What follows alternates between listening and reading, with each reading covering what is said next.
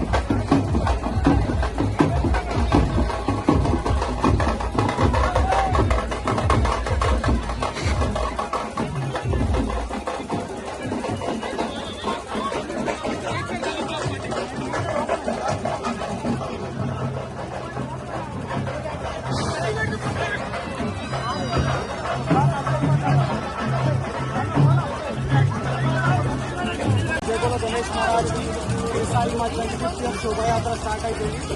ఈ year option laddu option వచ్చేసి 1,12,000కి పోయింది. Last year 86,000.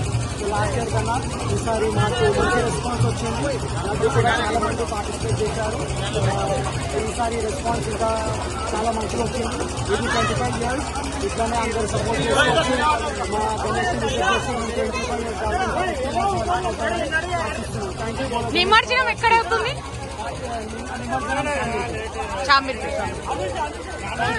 మాట్లాడతారు ఎవరన్నా?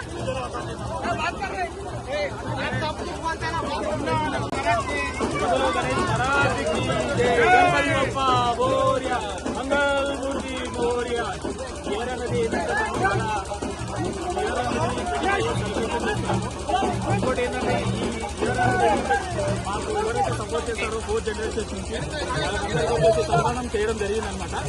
ప్లస్ ఈ రోజు అనేది ఏంటంటే చాలా వెరైటీ బ్యాండ్స్ కూడా అవైలబుల్ ఉంది.